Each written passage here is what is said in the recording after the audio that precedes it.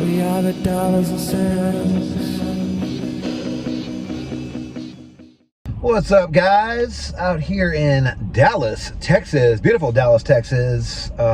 Came out because I was bored, and honestly, the malls in Fort Worth are not very good. So the best one out here is North Park. Guys, if you know, you know. I'm pretty sure Stonebriar is pretty good. I haven't been there forever, and Galleria is still decent. Anyway, came out here today, and you guys are gonna get a quick little first impression on a few fragrances that I tried, because honestly, when I was there, I went to Nordstrom, and I haven't been to this Nordstrom in forever. When I used to live closer to the city of Dallas, I was always over here. I loved going to North Park. It was like me and Brandon would come here all the time. He used to live right by me, and we basically lived halfway. I live further away now, but I would pick him up, and me and him would come. I worked from home, and he was in between jobs at the time, so he had some time off, and we would come down here all the time. And anyway, so yeah, I came down here to see what they got, and I ran into some fragrances that I haven't tried yet. So I was pretty excited, and I was like, do I want to wait and like get the bottles and all that stuff, or do I want to just do a quick little synopsis on each one? You're not going to get the update on these guys, but you'll at least get my first impressions on, I think there was like 5 or 6 fragrances that I tried. And that way, you know, you guys don't have to sit through a bunch of 15-minute videos, and you guys will just get my first thoughts. You probably read the thumbnail, and it's gonna probably say Dior Homme Parfum, the new one that just came out. I'll do that one last, just to keep you guys on the edge of your seat. And sorry for the angle here, guys. My phone holder is sort of like, I'm not centered. We'll start with Awaken Distilled from Tumi. So this is an older fragrance. It isn't new, but they had it there, and I've done a few Tumis already. They're a baggage company from Germany or something like that. They make like travel baggage, and they had a couple of them there. This is the one that sort of stuck with me. I just put it was a safe, sweet, citrusy fragrance, guys. So if you guys see Awaken Distilled, it didn't blow my socks off, but it wasn't bad. It was good. It was nice. And Tumi, for a luggage company, they actually make some decent fragrances. I think I ended up really liking, I can't remember the name of it, but it came in the brown bottle. I compared it to like a niche version of Dior, or not Dior, but Code Parfumo. Sort of compared it to that. So yeah, Awaken Distilled, guys. Not a bad fragrance. If you guys see it, check it out. If you guys are at Nordstrom or wherever they sell that one, the Tumi store.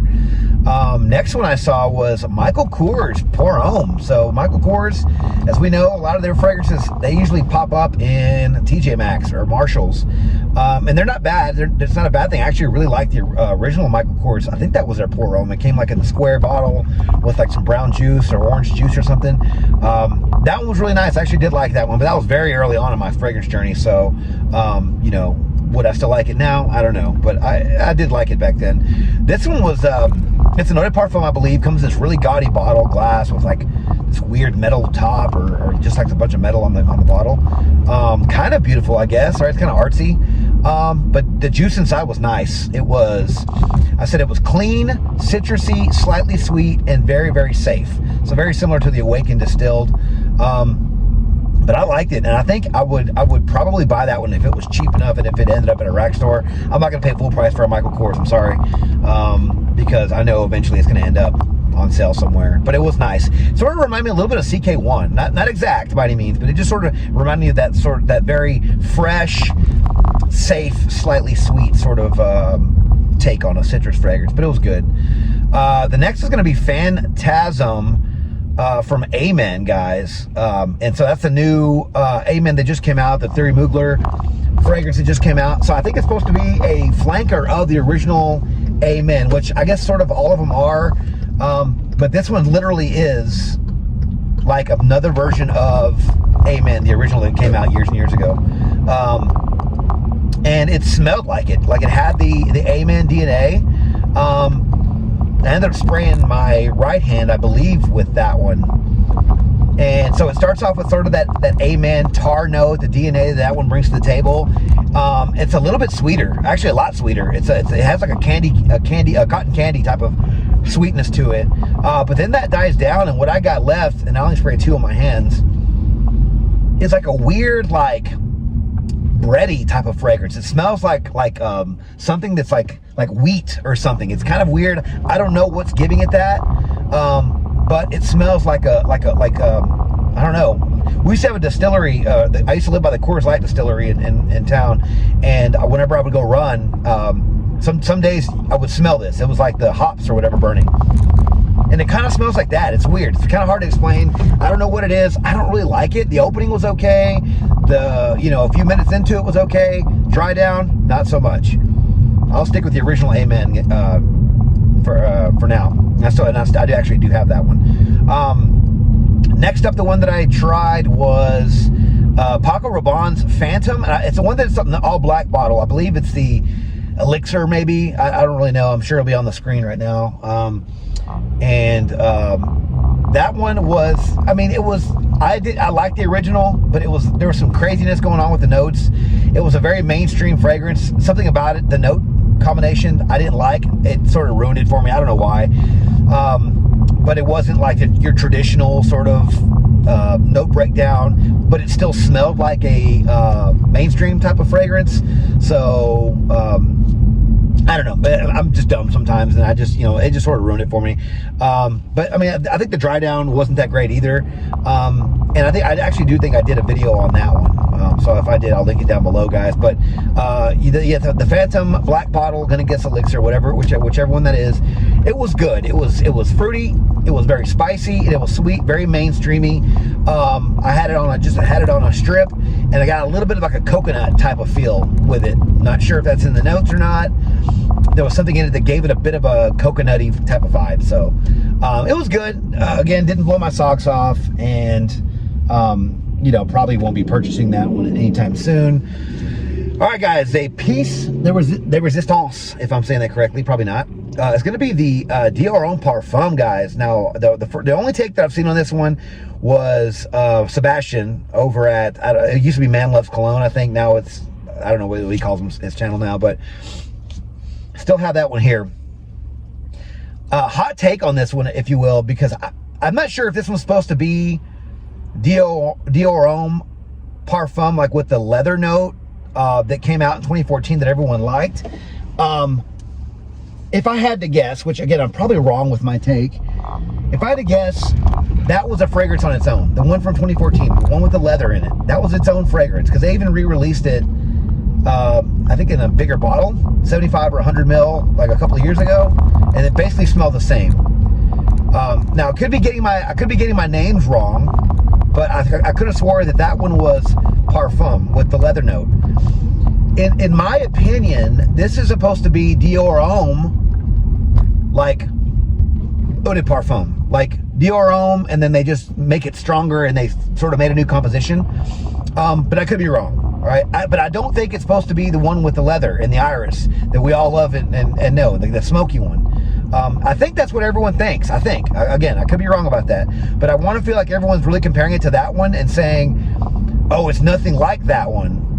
Well, I don't think it's supposed to be that one, the one from 2014. I think it's supposed to be Dior Homme, the original that came out long, long ago with the iris, the original one that came out in the clear bottle with the silver stem. I think it's supposed to be another version of that one. Again, I could be wrong, but it does open up with a nice iris note. So whenever I tried it, I was like, is this really the one that they're talking about? Because I took Sebastian's take, and I want to say I read a couple of other reviews, and no one mentions the iris, but there is iris in it, and I got it. I got it in the top notes in the opening, right when I sprayed it on my hand. And then it sort of, I'm trying to remember what notes are in it, but the iris note was really good. All right, I did like that. It was earthy. It was kind of vetiver-y, probably about 10 minutes in. I'm not sure if there's vetiver in it. If there is, I picked up on it. Not sure if there is. And then it has like a clean smell in the dry down. Like that's the amber, and the amber in this reminds me of another fragrance. I cannot think of it right now for the life of me, but it reminds me of another amber-based fragrance that had the same type of dry down, and I didn't like that one either. So I don't like this Dior Homme. It's not the worst thing I've ever smelled, but this dry down, I love the opening. I mean, I really like the opening. It had that lipstick iris note, so it kept that. but like going into it though, and after the dry down after a while, yeah, it lost me.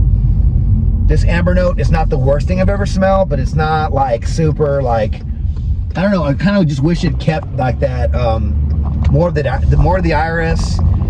I honestly don't know what they could have done to make it better. You know, I literally just left them all right whenever I started the video, so you know, I haven't had too much time to really think about it. But I mean, I'm not gonna. I think MFK did it. Maison Francis Kirkchin, and you know, he's a master. He's a master perfumer. I'm not gonna give the guy too much of a hard time on making that. Could he have done better? Probably, but who knows, guys. But anyway, but yeah, those are my take on that. And the Dior Homme Parfum, you know, if someone said rest in peace, not yet, maybe, right? If they make another one that's a dud, like I didn't like the Dior Homme that came out 2 years ago or whatever. Was it 2020? Clear bottle, had the black thing on the top, on the cap. I didn't like that one, and I didn't think it smelled enough like the original. So that one I thought was rest in peace. If this was supposed to be another version of that, like not the leathery one, then at least they kept the iris in it. But yeah, I'm gonna have to pass on that one, guys. And what are your thoughts on the ones that I mentioned before? Have you guys tried these yet? Just saved you guys a lot of viewing time from having me to make like 5 or whatever videos on those fragrances, guys. But just a nice day at the mall, and you know, I haven't actually walked around that mall in quite some time. And so I actually had fun. I had fun going back to Nordstrom. It's one of my favorite stores. And so, yeah. So let me know your thoughts on any of these fragrances down in the comments below, guys. Sorry if the audio sucks. I'm using my other camera right now, and it's iPhone mini. So the audio and the video isn't that great. So we'll see if I can clean it up or whatever, guys. But hope everyone's having a great weekend, and I'll talk to you guys very soon.